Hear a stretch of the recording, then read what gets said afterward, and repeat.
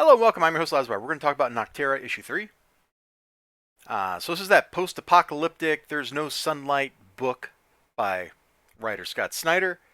Artist Tony S. Daniel. That's the colorist. I'm not even going to try to pronounce your name because I don't want to get it wrong. And the lettering is by And World Design. The lettering is really competent stuff.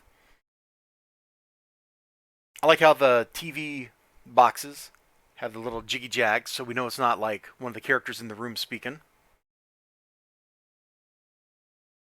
This opening page is actually pretty good for giving us some backstory on the world and kind of setting the tone. Like these little 6 news boxes up here.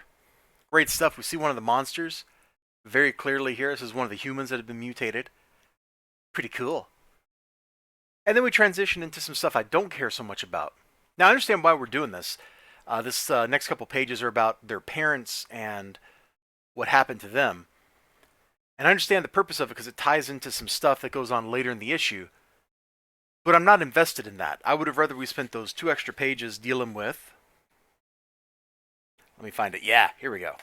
This is the pages I want to show. With Blacktop Bill. Right there. These 2 pages here, man. Spectacular. So here at the... whatever... they called it, the port or whatever, there's all the lights, right? The safe spot.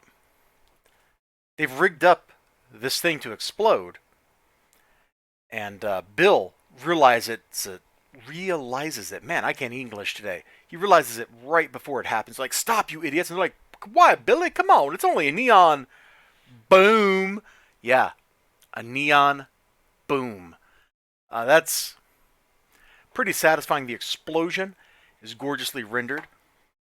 So is the sign. This is a great little panel here.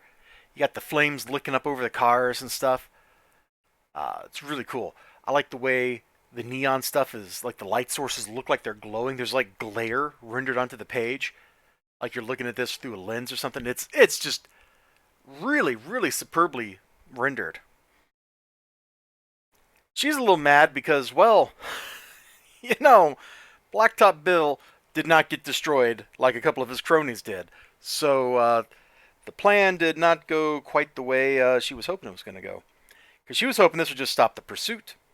It didn't. So naturally, in order to escape, or to provide for the rest of them to escape, the idiot scientist guy that they're transporting, who dumps some plot on us,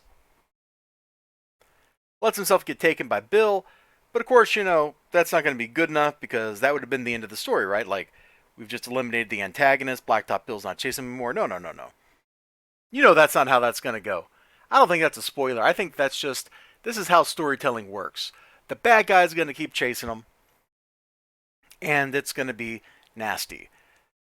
The Tony S. Daniel art looks good. This dude, drops plot on us, lets us know that there's all sorts of deeper stuff going on.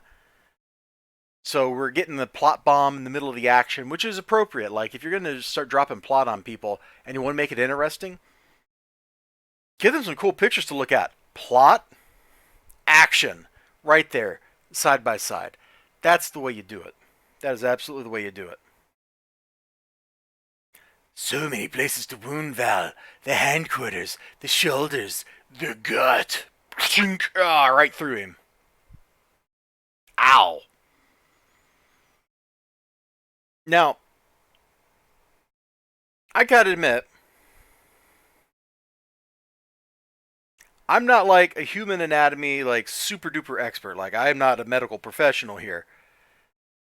But I do know that your solar plexus is right around where he harpooned this guy.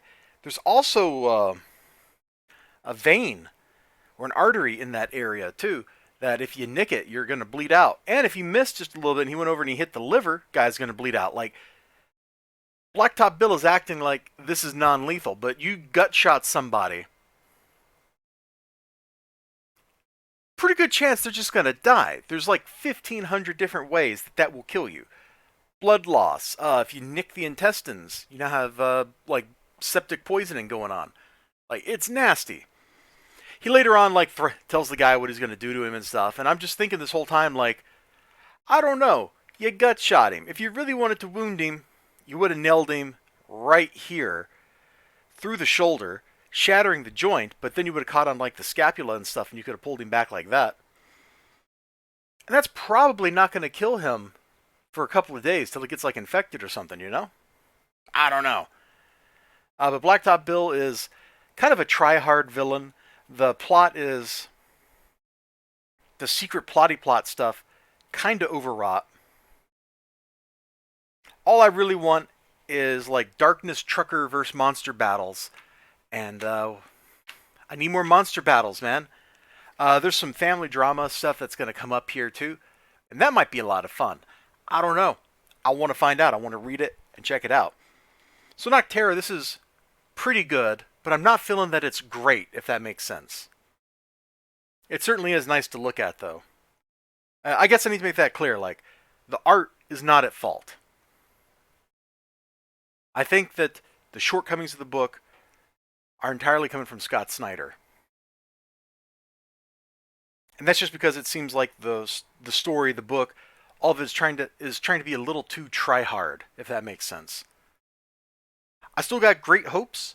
That first issue kind of set up like a really good feeling in me, and we're still running on that. And I'm hoping as the series goes, things are going to tie together, and it's going to get a lot more satisfying than it is right now. Because right now we're kind of still we're on issue 3, and it feels like we're still kind of spinning ideas out, and that feels kind of awkward, you know.